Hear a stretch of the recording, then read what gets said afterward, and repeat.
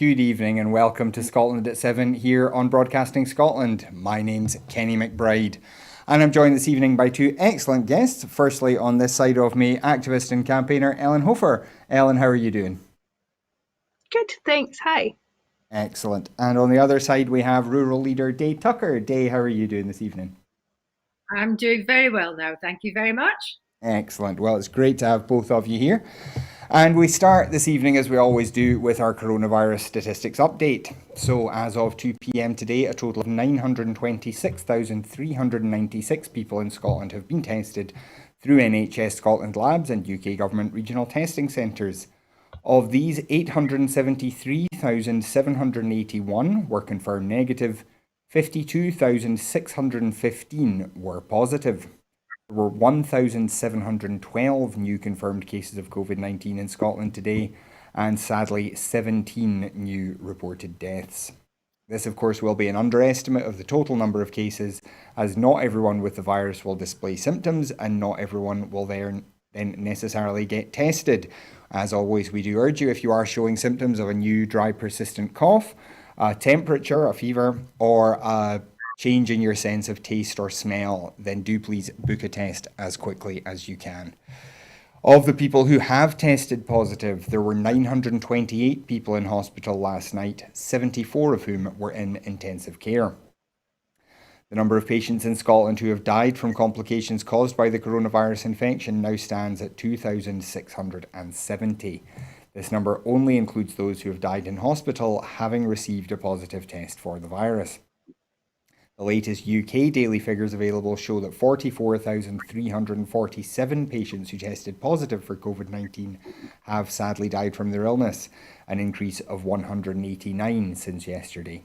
This number refers to deaths in all settings, not just those in hospitals. And there are also some changes to quarantine rules. Travellers from Liechtenstein must quarantine on arrival in Scotland for 14 days from 4 a.m. on Sunday, that's the 25th of October. This is due to a significant rise in cases of coronavirus, as well as an increase in the number of cases testing positive in Liechtenstein, as well as the associated risk of importation into Scotland. However, from Sunday, travellers arriving from the Canary Islands, Denmark, the Maldives, and the Greek island of Mykonos will no longer need to quarantine due to the low number of cases. And before we go any further, if you would like to join the conversation here at Broadcasting Scotland, you can do so by following us on Twitter at BroadcastScot and using the hashtag Scotland@7. That's hashtag ScotlandAT and the number 7. And as you can see there, we will be flashing some tweets up on the screen throughout the show. So do please get in touch if you've got any thoughts on any of our stories tonight. But in our first story, Chancellor Rishi Sunak has announced changes to the UK government's job support scheme, which is set to replace the furlough scheme at the end of this month. Sunak reduced the level of employer contribution to 5% of a worker's usual wage, down from a previous level of 33%. The government will also cut the number of hours an employee must work before a company can receive support, reducing it to 20% from 33%. So that staff working just 1 day a week would still be eligible.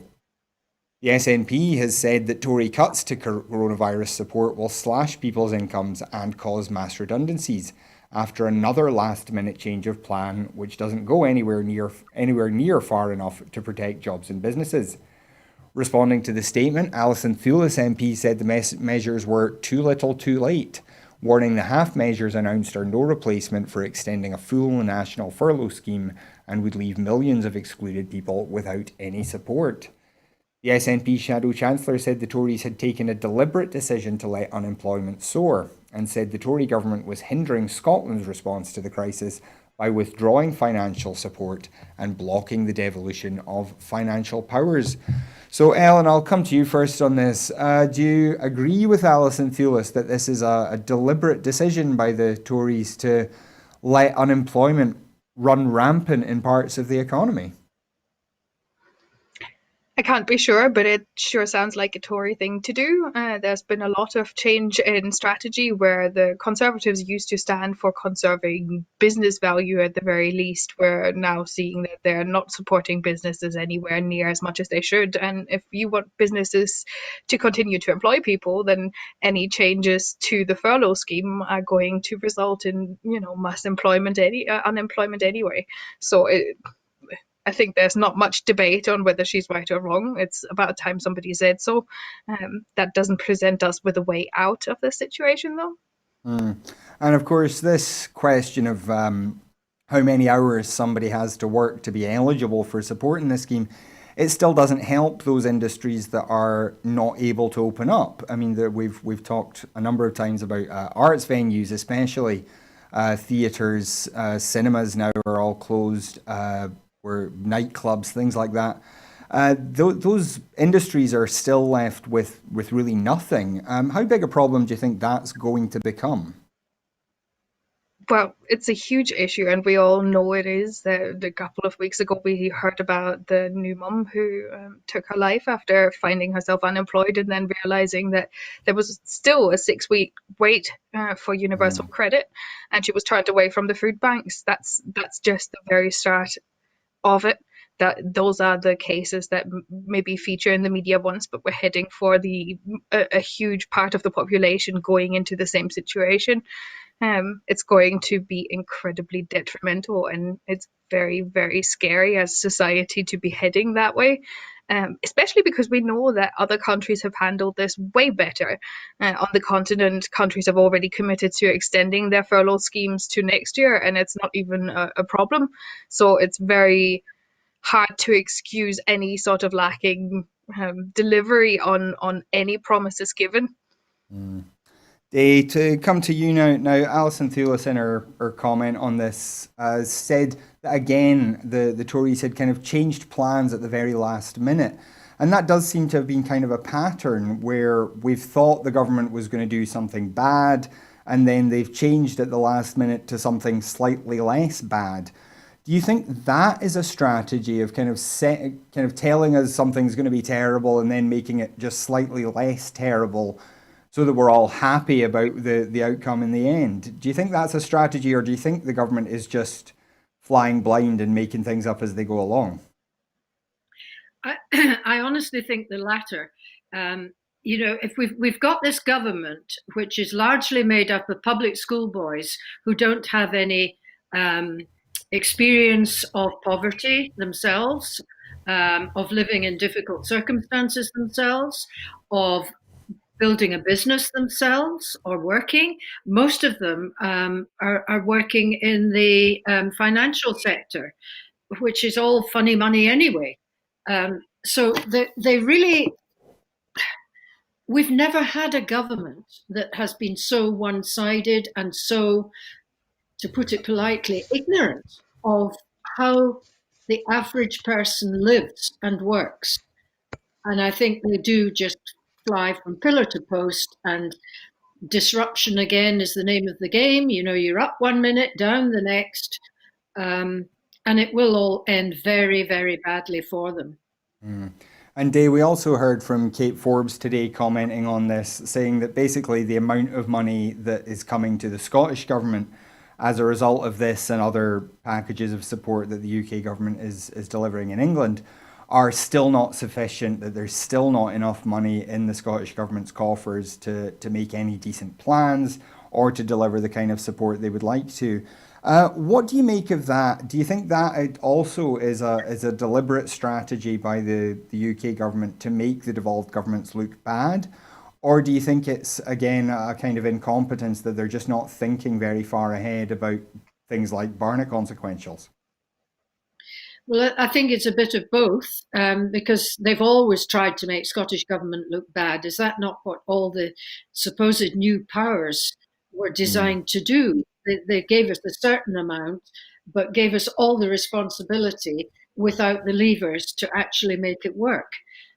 So I think it's a continuation of that, as well as their own, frankly, stupidity, lack of understanding how a business should work. And in many ways, running a government is a bit like running a business.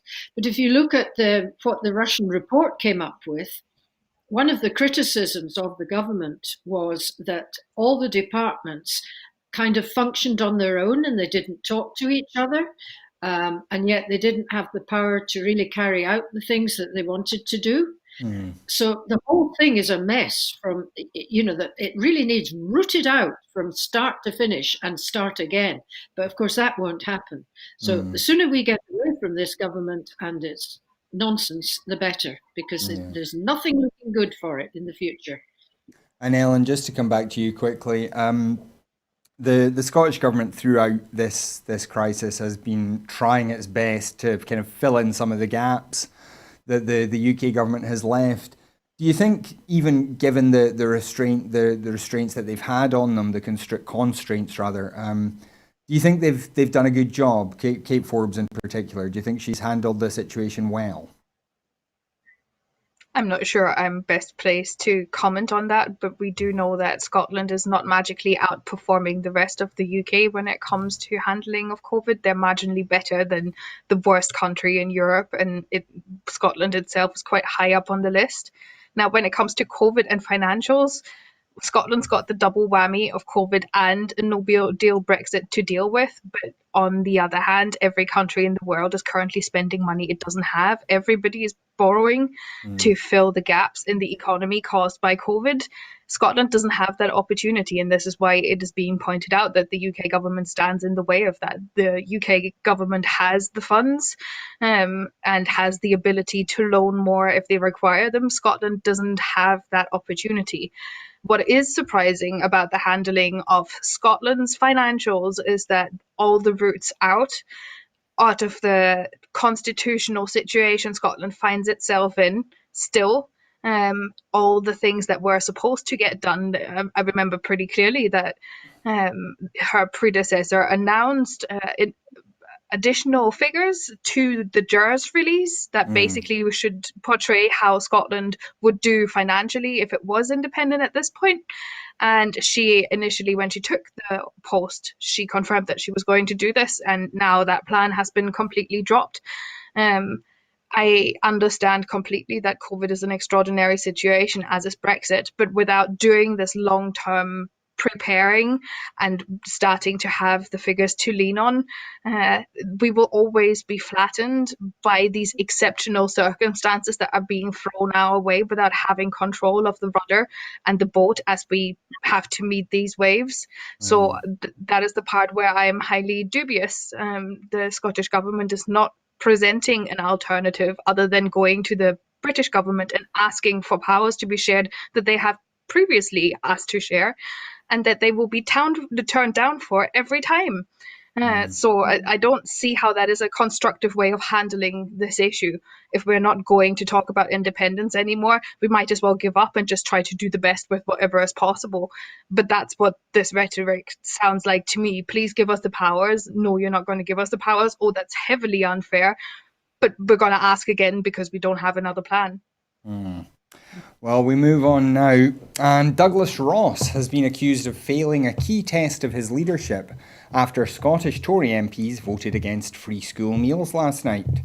Neil Gray MP said the Scottish Tories were hypocrites trying to hoodwink voters with false promises after voting to deprive children of free school meals and deprive Scotland of Barnett funding for the policy, despite previously claiming to be in favour. The Scottish Tories' decision to vote against free school meals stands in stark contrast to Tory MP Caroline Ansell, who quit her government job to vote in favour, telling the BBC, "In these unprecedented times, I'm very concerned to be doing all we can to help lower income families and their children who are really struggling due to the impact of the virus." On Tuesday, the SNP government announced £10 million of funding to continue free school meals in Scotland over the Christmas, spring and Easter holidays. However, as the UK government has refused to fund free school meals in England, this money has had to be found from existing budgets rather than from Barnett consequentials.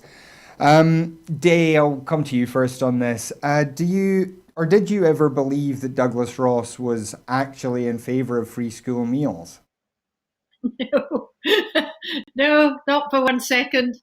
But he's not the only one. most of the Labour Party weren't in favour of it either. I remember having a huge long argument with somebody on Facebook who was a Labour councillor, I think, about breakfasts and free school meals, and he was so focused on the fact that we shouldn't be funding anybody that really didn't need it, um, and because of that, we shouldn't even give the ones who really do need it any free school meals. So the ideology seemed to um, be flaunted in the face of progressing any common sense whatsoever. Mm. And Ellen, we hear from the Tories that this is to avoid encouraging irresponsible parenting, that they're not willing to kind of nationalise children. And yet this is the same government that has spent billions of pounds on contracts with their pals, with no real safeguards to make sure that anything gets done for all that money. It's a wee bit hypocritical, isn't it? Yes, not just a little bit. And I think if anybody would agree that we need to go with the science on poverty, poverty brings with it more children than we can pay for, and higher education and better social circumstances, and a web to fall into, a social security network that makes it possible for people to still raise their children even if they come upon hard circumstances, as by the way a great part of the population is currently heading into through no fault of their own. That it's just, if we're not going with the science, we're not going with the science. When I hear these news though, what it makes me think is that we're really not exploiting what we have in terms of a positive campaign that would really allow the devolved administrations to shout about their successes and make things really difficult for the Tories in England. And the way to do that would be to actually get together with the left of this country, whatever is left of the left, and start shouting about the absence of an English parliament, like an English devolved parliament. These are the things that you could have. You're still paying for prescriptions. We're not. You want your carers to be able to live despite looking after people that, being professionally cared for, would be paid way more than family carers are.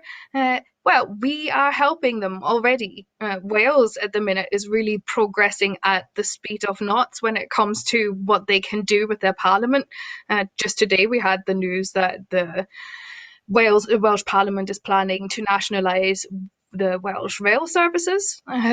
This is the kind of thing that a year ago they still argued was not possible. This was Labour going, oh no, this could not be done, when Plaid Cymru suggested it.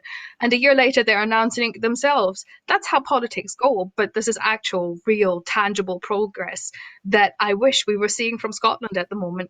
And if we're looking at the success of the devolved administrations, maybe now is the time to consider how we can use a solidarity campaign, like, why don't you get your own parliament? Why don't you make a point of finding ways to do it? Because it has so many benefits, and let us tell you all about them. That would really, really compromise the Tories' confidence in their undisturbed power and monopoly over the power in the country in Westminster. Well, we move on now, and Professor David Bell fears that the Tories' illegal UK internal market bill is a direct threat to Scotland's ability to combat poverty and rebuild a sustainable green economy. Between 2014 and 2020, Scotland received £856 million from the European Union's structural and investment funds. When the Brexit transition period finishes at the end of this year, these funds are due to be replaced by the UK Shared Prosperity Fund. But while decisions on how to spend the EU funds were made in Scotland, spending priorities for the replacement UK fund are to be decided remotely by Tory ministers at Westminster. Economics Professor Bell said, "We learned in the 70s and 80s that top-down decisions on regional and local development from London don't work." He added, "Whitehall doesn't know best when it comes to understanding the needs of communities and businesses in Scotland." Commenting on Professor Bell's findings, SNP MSP Stuart McMillan said, "Decisions on how to allocate these crucial funds must be influenced in ways that reflect Scottish priorities and not wasted on vanity projects like Boris Johnson's fanciful bridge to Northern Ireland. Responsibility cannot be reserved to Westminster. It must be devolved to Scotland. And Day, this is one of those issues where it wasn't immediately obvious to a lot of people how much power was being taken away from Scotland or the Scottish Parliament. But this is just one example of a pretty substantial chunk of money that is not going to be under the control of the Scottish Government anymore. What do you make of this intervention from Professor Bell? Well, I'm not surprised. No, I'm not surprised. If I could tell you about something that happened in my village today, the Stirling Council announced that there would be resurfacing of the road. The road would be closed, and it would be next week. This morning, the roads were closed, and resurfacing took place.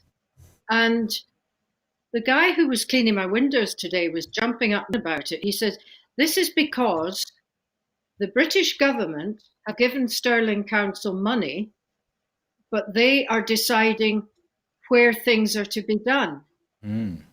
Now, we usually have a very good relationship with Stirling Council, and they do what we suggest they should do from the community councils upwards.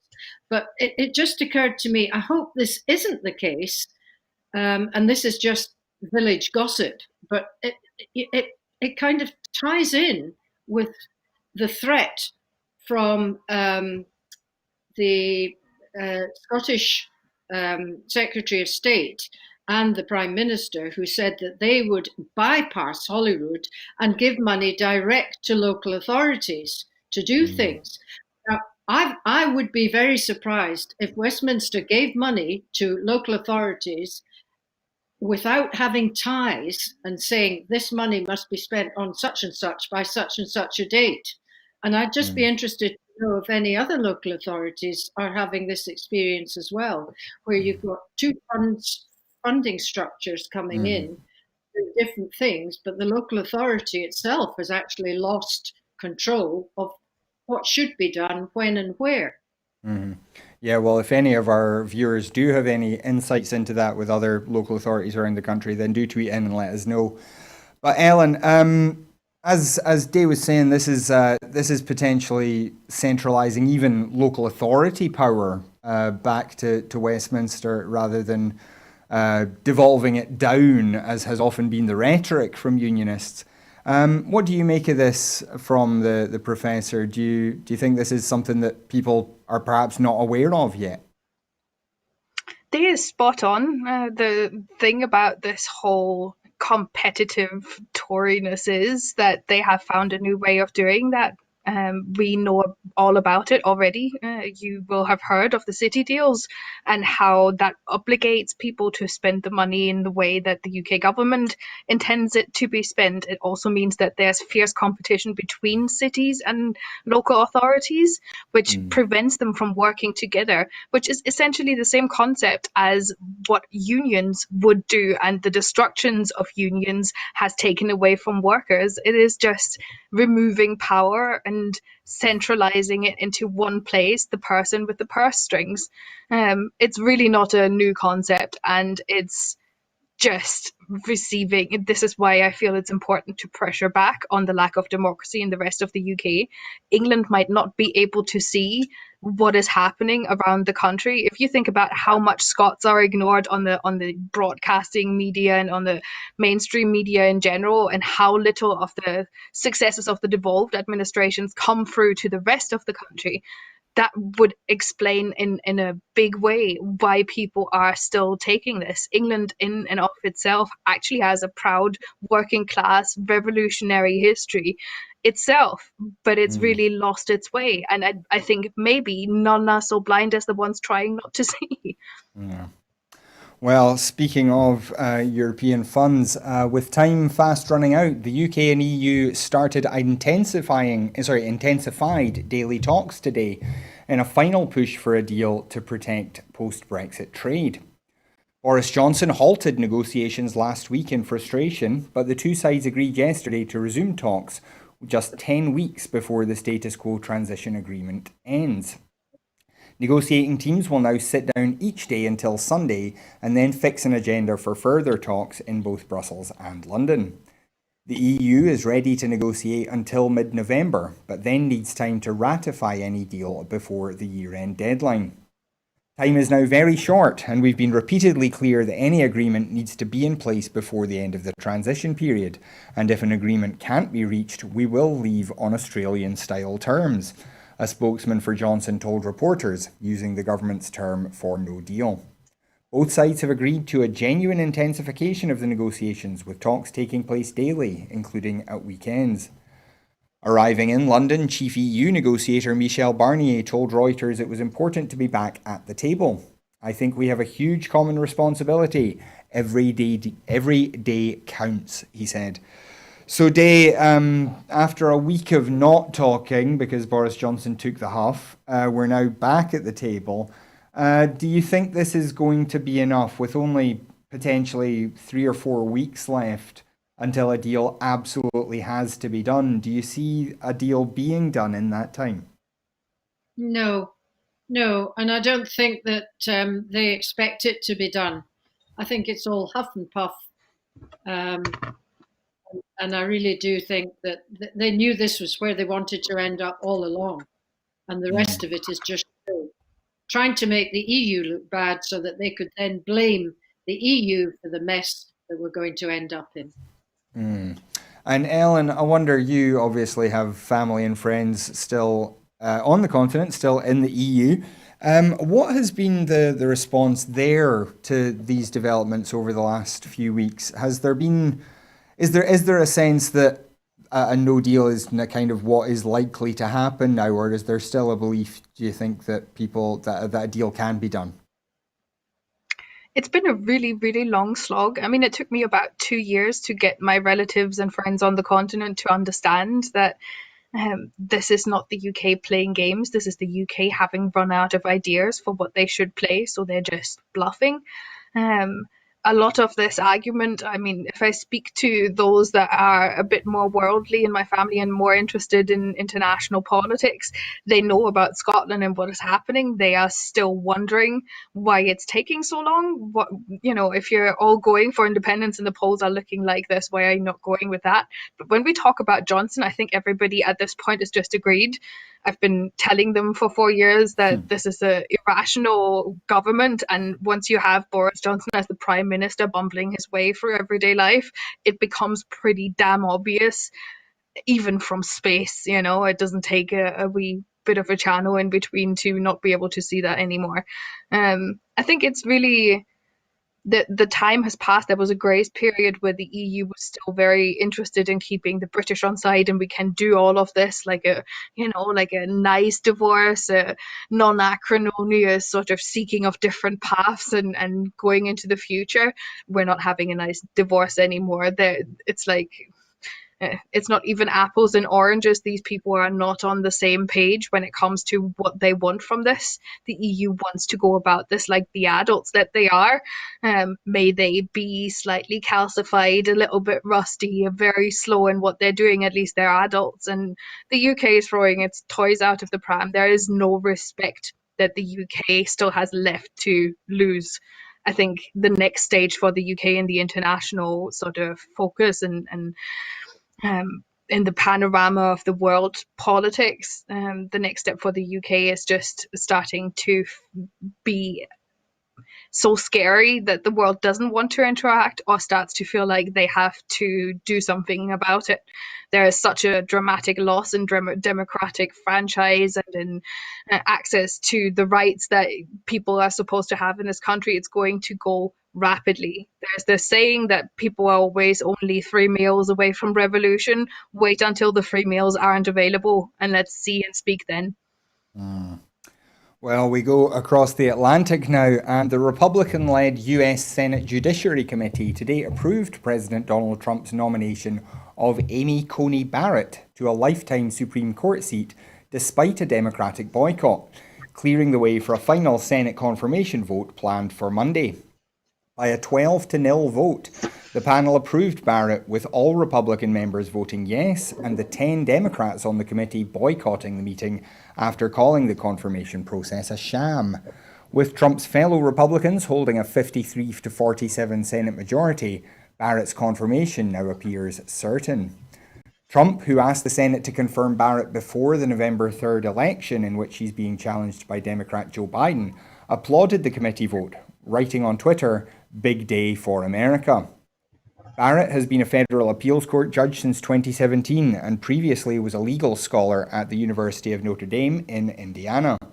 Her confirmation would give the top US judicial body a 6-3 conservative majority, including 3 justices named by Trump. The Senate majority is conducting the most rushed, the most partisan, and the least legitimate process in the long history of Supreme Court nominations, Senate Democratic leader Chuck Schumer told reporters after the vote. So, Ellen, on this, what difference do you think it makes to how American politics works that there is now likely to be this very heavy conservative majority on the Supreme Court for some time to come? This might just be one of Trump's, I was going to say the most, but this is going to be one of Trump's most toxic legacies, even if he goes in November, which we can all but hope for. So what do you think the outcome will be? I mean, particularly when it comes to the election, we've heard, obviously, Trump has been trying to undermine the legitimacy of this election for months. It does look like there are aspects of the election that are likely to end up in court. I mean, are we likely, do you think, to see the presidential election decided by judges that Trump himself has appointed? Potentially. I think that's the plan, yes. Possibly not his own plan and possibly not with much awareness. But on the one hand, we can take faith in his desperation, but he would be doing this regardless of whether he's desperate or not. I just suspect that the Trump campaign is fairly frantic at this point. Ever since the first polling came out that said that Texas might be voting Democrat, I think they've basically been spinning 24/7.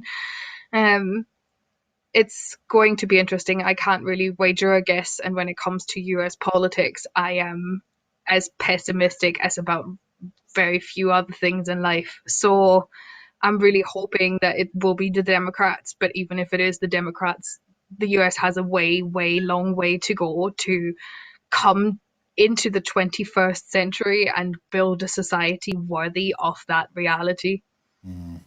Well, we stay in the United States now for a frankly incredible story. Donald Trump's Twitter account was hacked last week after a Dutch researcher correctly guessed the president's password, MAGA 2020. Victor Gavers, a security expert, had access to Trump's direct messages, could post tweets in his name and change his profile, the Volkskrant newspaper reported. Gavers, who had previously managed to log into Trump's account in 2016, gained access by guessing Trump's password. He tried MAGA 2020 on his 5th attempt, and it worked. MAGA is, of course, Trump's often used campaign slogan, "Make America Great Again." I expected to be blocked after 4 failed attempts, or at least would be asked to provide additional information, Gavers told De Volkskrant. He said the ease with which he accessed Trump's account suggested the president was not even using basic security measures like 2-step verification. Gavers tried to alert the White House and others, but was not immediately noticed. A day after he gained access, Gavers noticed that 2-step verification had been activated on the account. 2 days later, the Secret Service got in touch. According to De Volkskrant, they thanked him for bringing the security problem to their attention.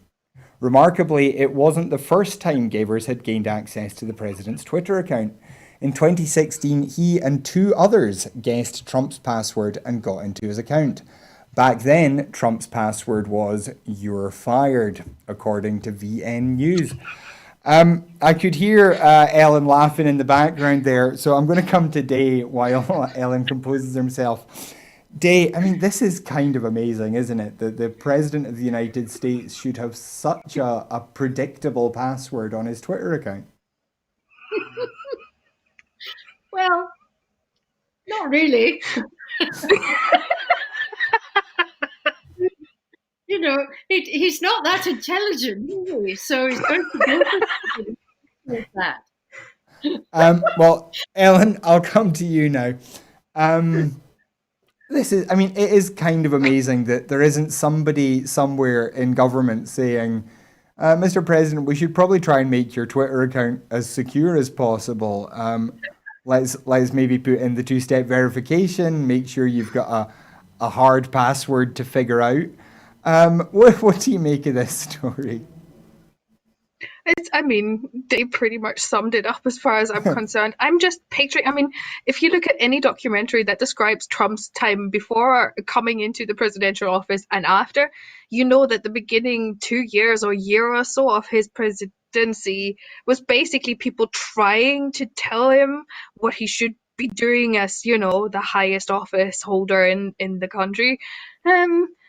Possibly in the world, and people just kind of gave up. I reckon trying to babysit Trump is like trying to babysit a box of fleas. No chance. And that's when this stuff happens. So for all the seriousness that we try to put into this program, when it comes to news like this, I mean, if you're not laughing, you're crying. Yeah, yeah. We should stress this was a secure cybersecurity expert that was doing this. We don't recommend that you try and guess Donald Trump's password yourself because the Secret Service may come looking for you in a rather less friendly way. Well, we move on now to a rather more serious story. And for the first time since records began, the main nursery of Arctic sea ice in Siberia has yet to start freezing in late October.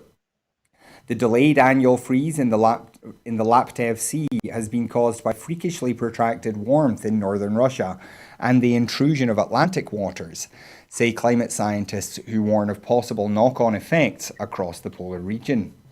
Ocean temperatures in the area recently climbed to more than 5 degrees above average following a record-breaking heatwave and the unusually early decline of last winter's sea ice. The trapped heat takes a long time to dissipate into the atmosphere, even at this time of year when the sun is above the horizon for little more than an hour or two each day. Graphs of sea ice extent in the Laptev Sea, which usually show a healthy seasonal pulse, appear to have flatlined. As a result, there is a record amount of open sea in the Arctic for this time of year. And Ellen, this is just one more warning as we're seeing early bushfires in Australia. We're seeing the fire season in California. Once again, record-breaking fire extent. The climate crisis is really becoming something that we have to do something about very, very soon, isn't it? I mean, we should be doing stuff right now. And Scotland cannot wash its hands of its responsibility, which it is not taking seriously.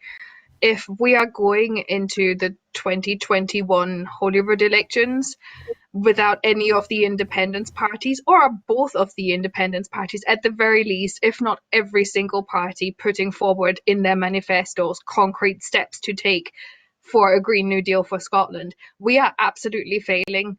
2 years ago, the IPCC gave the warning that it would be 12 years that we had in order to transform all of our economies in order to meet the climate emergency. And we are doing nothing. We might not yet have the constitutional powers to borrow the money that we need to transform Scotland's economy, but we at the very least need to start doing the groundwork now, which includes surveys of all over Scotland to find the regional heat and energy sources that are sustainable, as well as making building regulations that make it possible to build, make it necessary right now to build all houses that are being built to Green New Deal standard. Every house that we build that isn't being built to that standard will have to be retrofitted, which is twice as expensive and takes the resource away that we will need to transform the entire economy. It's just mad not to be doing anything about it. And to be honest, I'm done compromising on this. We have less than a decade to get it done. we are not doing anything until either the Greens, the SNP, Labour Party, until everyone is realizing that we have to put concrete plans forward now, and it's no more time for discussions and nice, how would you as a citizen feel about this? Who cares? In 10, 20 years, we cannot ask the citizens how they feel because they can do nothing about it anymore. We need to get going now. And Day, coming to you, as a farmer, I wonder, how have you noticed the climate changing, or have you noticed the climate changing in Scotland? Oh, very much so. I began to notice probably more than 20 years ago, when I could see that you couldn't leave the livestock out over the winter without tremendous damage to the soil because of the volume of rain that was coming down. And it has got progressively worse over the years. In one way, we're lucky that we do have the rain, but equally, you have to farm differently. You have to bring your livestock in, and you have to cut your grass and conserve it and feed them while they're inside.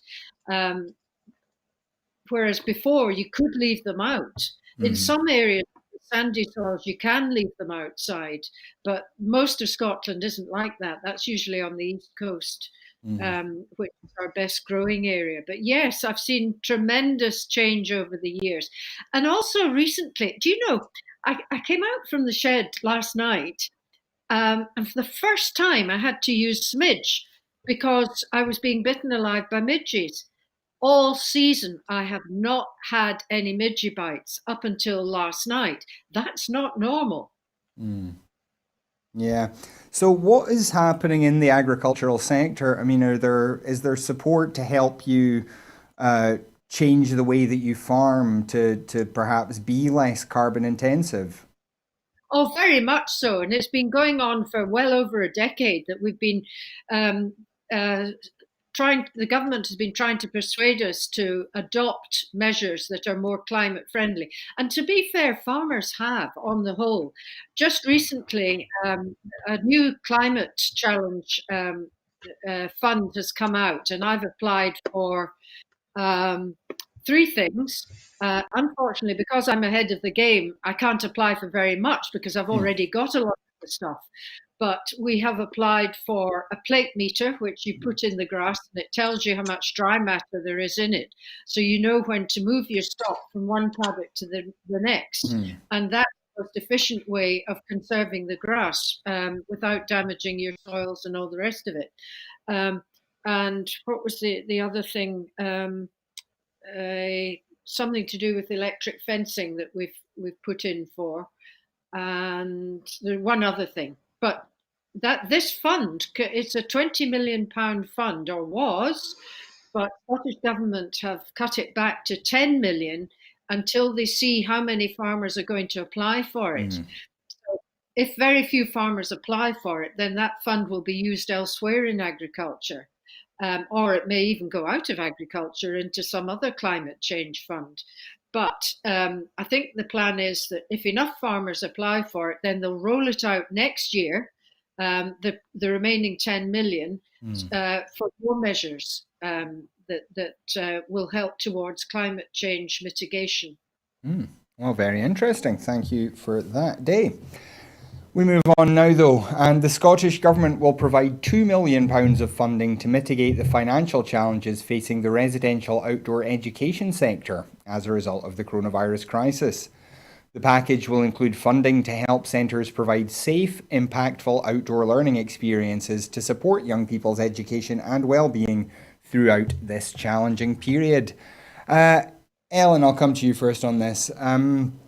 This has got to be good news again. It's a sector that's faced a lot of difficulties because overnight school trips are not possible at the moment, which obviously is a lot of where these centres make their money. Do you think this kind of thing of tiding businesses over is the right strategy, or is there something else maybe that governments ought to be doing? I'm not sure about what they ought to be doing, given that this is emergency funding due to Corona.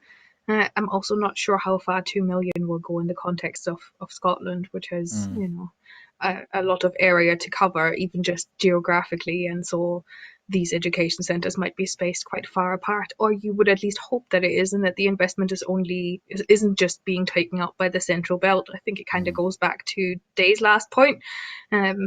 Having a fund to apply for is by far not the same as making it mandatory to implement green changes into our farming structures. And as long as a fund can get halved for the time being to see if there's any interest, sorry, not everybody's interested in global warming, and it shouldn't be the consumer, it shouldn't even necessarily be the producers that make the call here.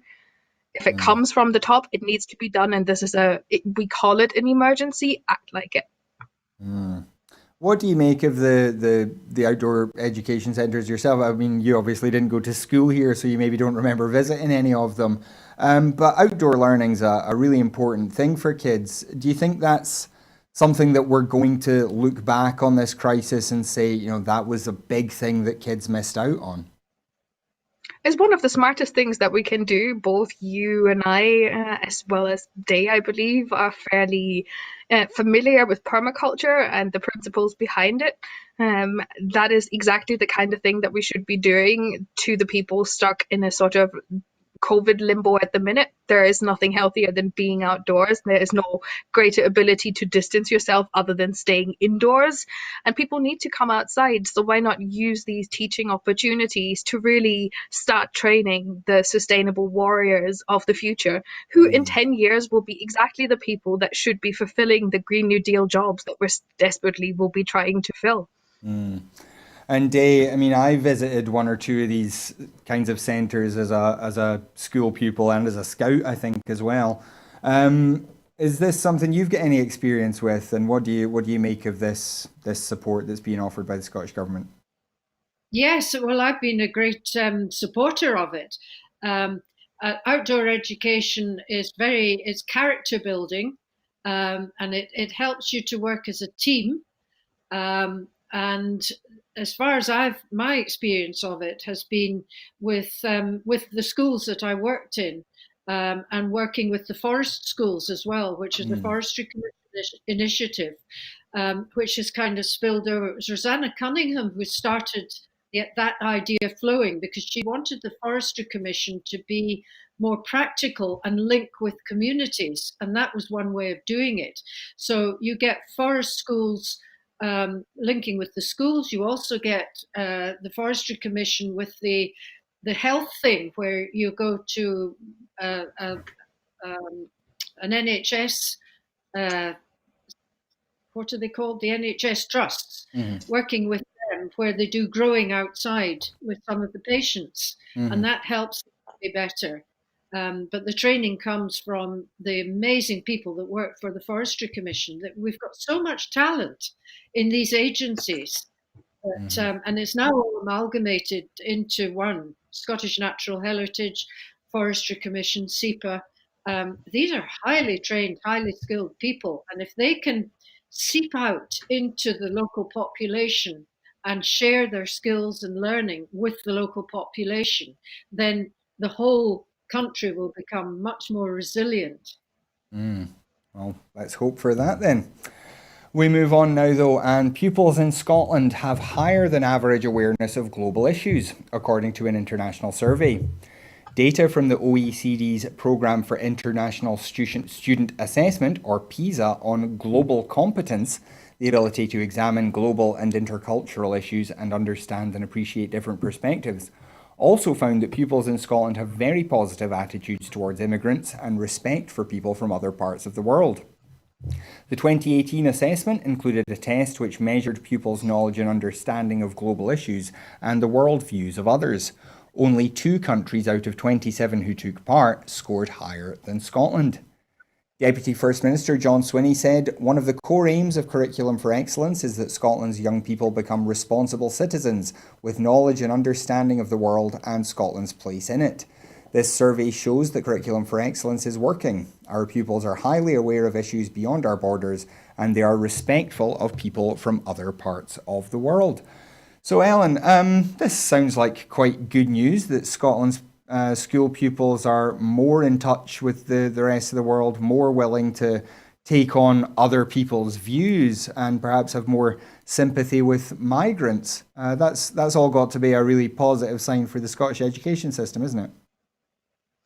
It is, and I think it is in the same breath a big achievement of Scottish society. Our communities are diverse, which is what facilitates this. Scotland's also a wee nation, so it's kind of easier to become part of a smaller community. And as a migrant, I have met my challenges as you would in any other place, but there is no place I'd rather be. Mm-hmm. And Day, coming to you on this, does this surprise you at all that Scotland's school kids are amongst the best in the world, at least in the pool of countries that were tested here?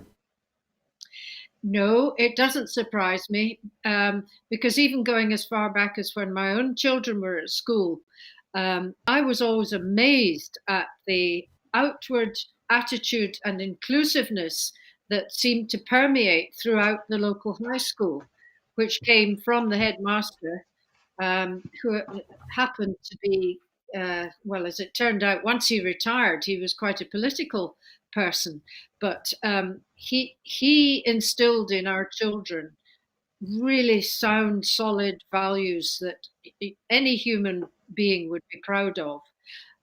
So if it happened in our school, I'm quite sure that it was happening in other schools as well.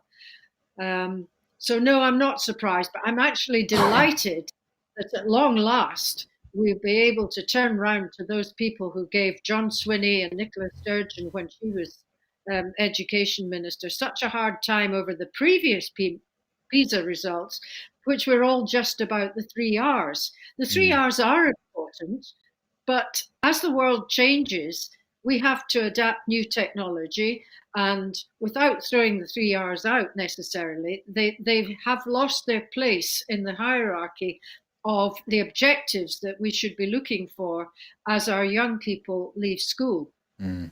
Yeah, just for a wee bit of context there were some other subjects covered in this PISA assessment in which Scotland's school pupils were ranked above average when it came to reading, but were still about average on science and maths, I believe. Let me just double check before I say any more.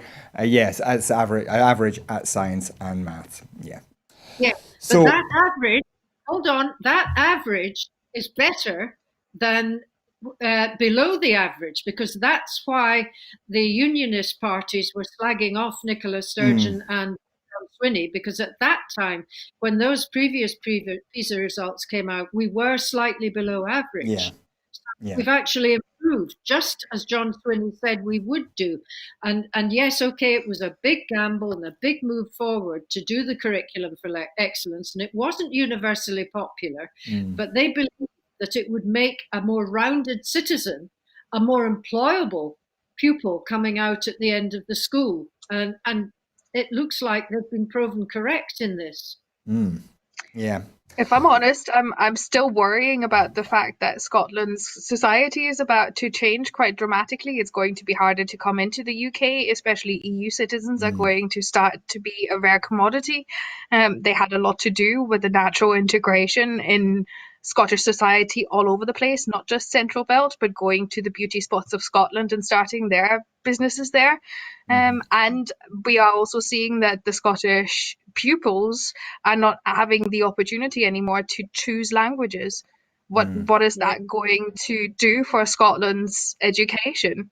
That's what I'm worried about. Good question, but we move on now. Speaking of big change for Scotland, a second Scottish independence referendum could take place before the end of next year, Michael Russell has suggested. The Constitution Secretary, who is set to stand down at May's election, told the BBC that the Scottish Government is in the process of pushing forward with the vote. Last month, the First Minister promised to set out plans for a draft bill which would set out the timescale and potential question for a new referendum. She said the SNP would then make the case for that plan during the election campaign. Russell told the BBC that the Scottish Government was now in the process of pushing forward with that bill. He said, "What we need now is that last bit of legislation which sets a date and organises the question, and there's a process to be gone through in terms of question testing. So we will publish the third part before these elections. We've said if the Scottish people endorse that and wish it to happen, then it must happen. And I'm not going to do anything other than assume that it will happen in those circumstances. If the Scottish people speak, then they have to be heard. And there will need to be a referendum. And that could take place, I'm quite sure, before the end of next year. So, Ellen, this is very similar to what Michael Russell told us on this programme a couple of months ago now. Do you think this is a sign that we are going to see a referendum bill very shortly and a campaign next May fought on the basis that it's Scotland's right to decide? I don't see it. We'll hear lots of these sort of articles being written, these of statements being made in advance to the 2021 Holyrood election. The reality is that the legal framework is that just one of the missing pieces. We are still lacking another white paper at the very basic, and I'm not saying that to annoy anybody, but the white paper that we're still stuck with is one that was supposed to get replaced the year following after its release. The Growth Commission failed on so many levels, and still Andrew Wilson is getting rolled out of the cupboard. A lot of progress, tangible progress on independence is not being made, and it cannot be claimed that this is out of a need for secrecy around the strategy on independence. There are some factual, physical deliverables that need to take place. The legal framework is one. We need legal clarity on the democratic paths to independence. We need a white paper. There's a lot of things still outstanding, and I've heard all of this before. So have you. In 2017, in 2018, in 2019, you will hear it before the Holyrood campaign again and again, with different estimates, be it 2026 or 2021, until the deliverables start raining in. Don't buy it. And Day, are you a wee bit more confident than Ellen that this all can be done over the next 6 months or so?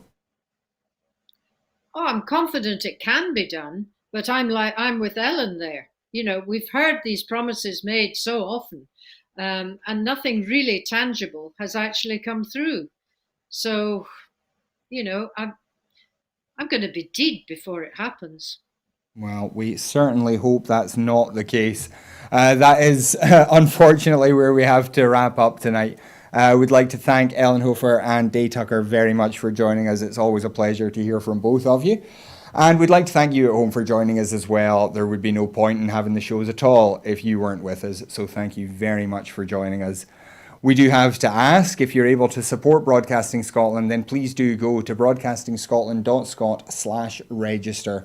Sign up there as a supporter, and your £5 a month is what helps us to keep making programmes and to keep building this better broadcaster for Scotland.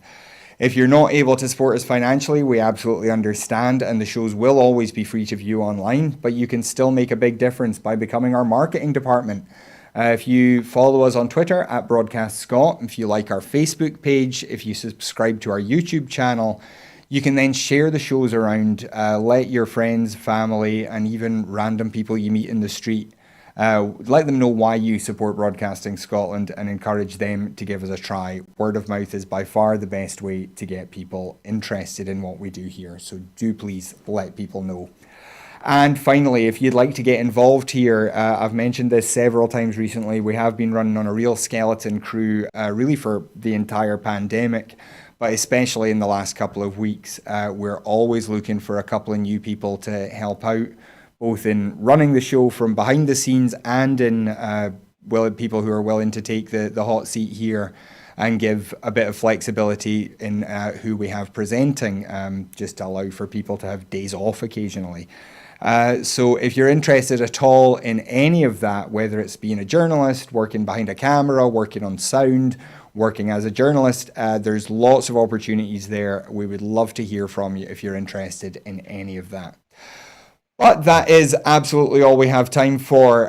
So once again, thank you very much to Ellen and to Day. Leslie Orr will be here tomorrow for a special episode about women in politics. We're not 100% sure on a second guest yet, so I don't want to say who the guests are going to be yet. We're still waiting to get confirmation from somebody about that. But I'm sure it will be an excellent show. Leslie is a great friend of the channel and has always been an excellent contributor when she's here. So we look forward to that. I will be back on Sunday with the full Scottish, but until then, thank you so much for joining us and have a great evening. Good night.